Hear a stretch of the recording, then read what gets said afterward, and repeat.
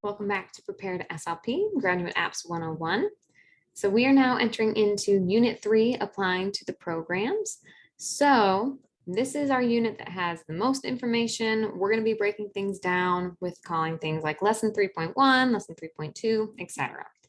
Lesson 3.1, what we'll be talking about is before getting started, and then your CSDCAS and your university portals. So going through, first thing I want you to do before you even get started in this is calculate your budget with application costs to consider. So applications aren't as straightforward when it comes to cost as you might think. You have to consider things like your transcripts. Those are going to be approximately $0 to $10 each, depending on your university. GRE scores, you get 4 free on the test day that you can send. Otherwise, it's going to be $27 per additional recipient of those scores. Application fees, these are probably where you're going to see the most variety in terms of the cost, $0 to about $100 each. And then miscellaneous things, postage, envelopes, things for your letter writers. That's going to be about $50 total, I would say. So based upon how many schools you're going to be applying to, calculate the cost, make sure that you have the budget for it before you continue on with this journey. CSDCAS, so the Centralized Application Service for Communication Science and Disorders Programs. It's a mouthful. This is the online portal that the majority of programs use throughout the graduate school application process, but not every single school does use CSDCAS. What I want you to do is create an account and complete each section. We'll get to all the sections eventually, but I have a breakdown in terms of how long you should expect to take. Personal information will take about 15 minutes, academic history about 120 minutes, supporting information is about 60 minutes, and program materials about 60 minutes each.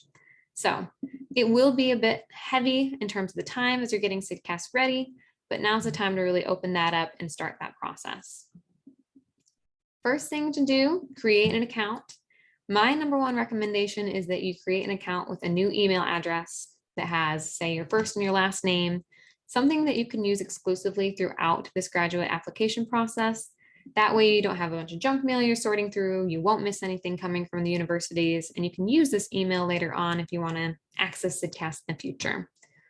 Personal information, that's going to be the next and first step when you're getting into CSDCAS. Fill that out. It's your basic information about yourself. It'll only take about that 15 minutes total. Academic history, this does take a little bit longer. So I went in and I submitted all my different courses that I had taken based upon my transcripts, and it took me about 2 hours total. You want to include all the colleges and universities you attended in the past. So if you've attended more than one university, this might take you even longer. You also have to manually enter in all your transcript information. So this is a pain, but something the CSDCAS does require. After you enter in that information, you'll be asked to identify which classes were maybe repeated, if you had AP exam credit, honors courses, study abroad, etc. So know that the more of those classifications you fall into, the more work you're going to be doing for this academic history section. Standardized tests, you'll submit your GRE, MAT, all those different areas, tests that are applicable to you. Now, some programs do not require the GRE. So if you didn't take the GRE, keep that in mind. You might not have to enter that information. All right. Going on to supporting information. This is a section that I want you to wait to complete until after you've written your resume. A lot of the information that you're going to be having in here is similar to what you'll have in your resume. So the evaluations portion, that's, in other words, letters of recommendation. You'll enter in people's contact information of 3 evaluators. They'll receive an email and then they will complete the forms. Know that these forms are pretty straightforward. I'll include a copy of them in my handouts. That way you can know exactly what these folks are getting when you add them to that list. Now, experiences, again, achievements, conferences, those are all things that you're going to be doing on your resume. So wait to submit those until you can just copy and paste that information. Program materials, again, wait to complete this until after you've written your resume and your general essays.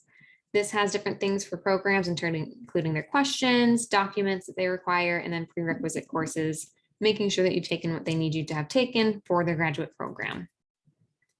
University and college portals. So some programs will have their own portals that you have to apply to. Check their website to see if it's true for the schools you're applying to.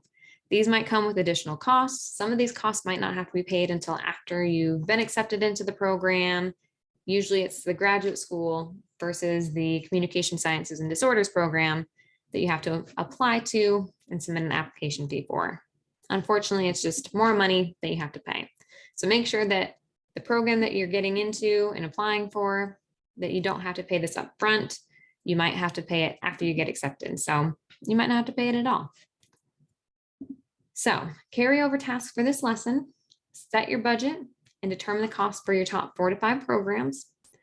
Create that new personal email address and use it exclusively for applications. Do not use it for anything else. Try not to get any junk mail to that system. Create your CSDCAS account, complete that personal information section and that academic history section. Wait to complete the supporting information and wait to complete the program materials. And then create a university portal account as needed, making sure that you're completing those equivalent sections as those listed on CSDCAS. So personal information, academic history, etc.